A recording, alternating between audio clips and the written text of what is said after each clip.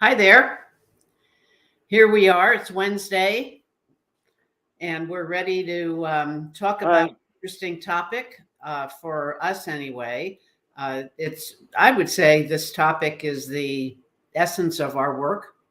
Absolutely. So we Right. are Laura and Dave Butler of Work Life Consulting, and we offer online and in-person executive coaching, team development work for the individual who's a part of the team and the organization.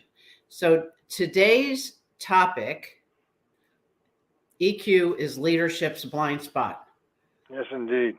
Tell me about that one. Well, um, starting with the EQ being popularized in 1995 through, up into the 2000s, it's been 7 years since it came out, and still people are still struggling to understand what it is, especially in leadership. Because in leadership, there's been such a focus for so many years, such deep ruts and tracks that have to do with money and budget and profitability and all those things which are important. But the people piece has become even more important now, and the fact that leadership has not really embraced EQ to the extent that they need to, it's even worse because now they don't know how to deal with the Great Resignation and all the other things that are revolutionizing the workforce. So I call it the blind spot. Blind spot, I think everybody knows what it is. You can't see in the car. It's easy to, we call the back behind the left side of the driver the blind spot because you can't see the cars coming up on you. Well, the same thing is true in organizations and leadership. There's an awful lot of stuff going on, and there's so much of it that people don't see on a daily basis, and most of that is the EQ car that's coming up alongside them. And issues, and all of a sudden the issues show up, and they go, "Gee, where did that come from?" Well, it's always been there. Well, I think it's also indicative of the fact that the discussion, most of the pressure, especially on leaders, is results driven. Mm-hmm. So the time it takes to address the understanding of what this means, EQ is leadership's blind spot, takes time to really come to terms with what that may be. And it also is affected by these biases. Yeah, all kinds of biases.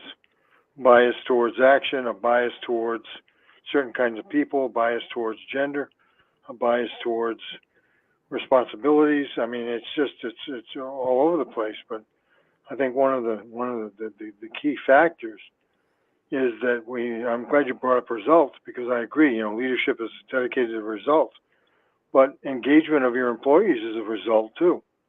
Well, one of the interesting articles I saw recently, talking again about the Great Resignation, is about how much effort is put on attracting people to organizations, but the blind spot is offering that support for the people you have.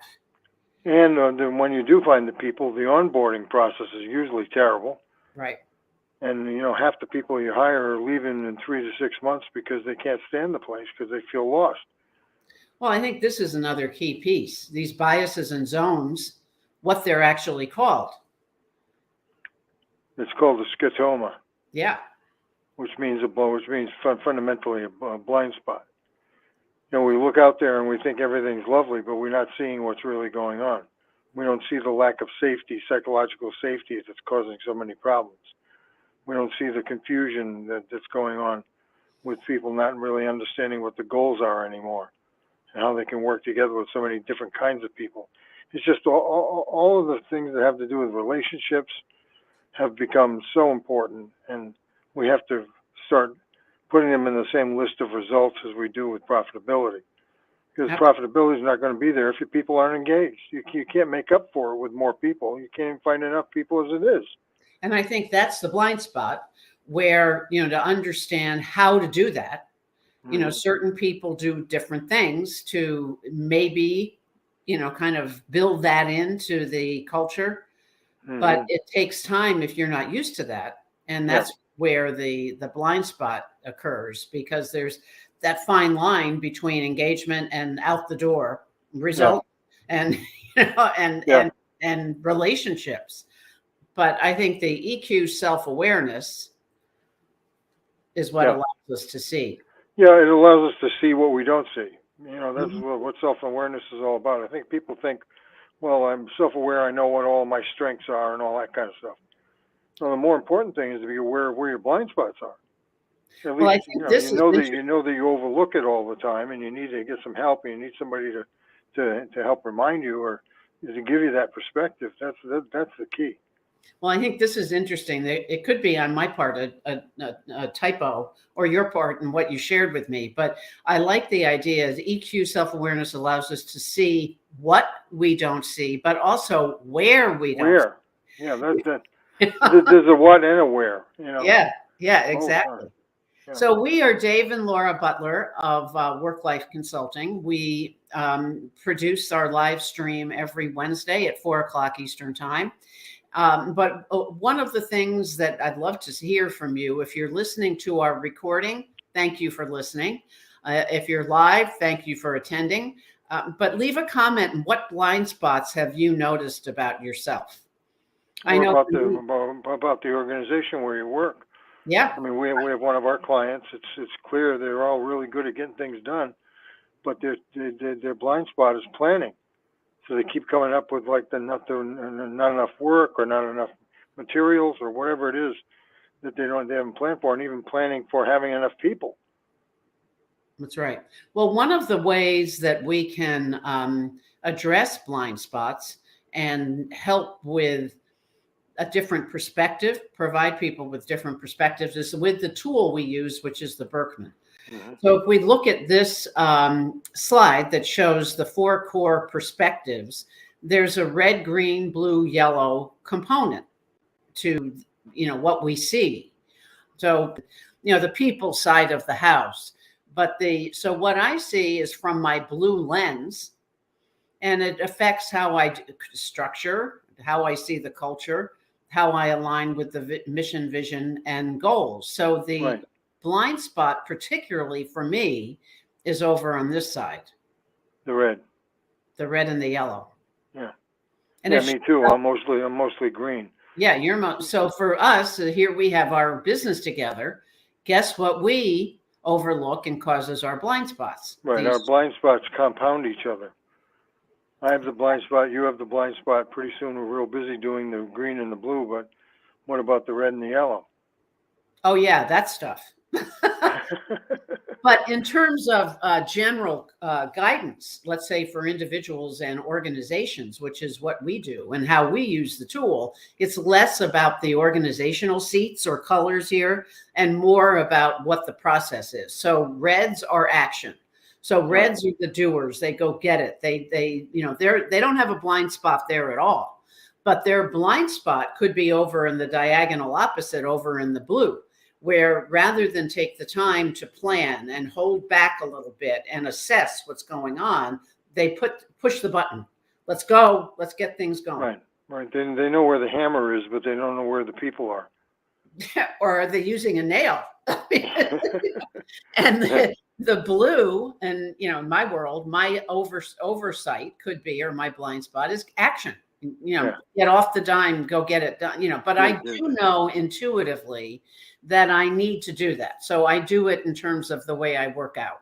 If I'm feeling super overwhelmed with things and my blue thought process gets in my way, I go down and I ride my Peloton bike and I get busy, I get active.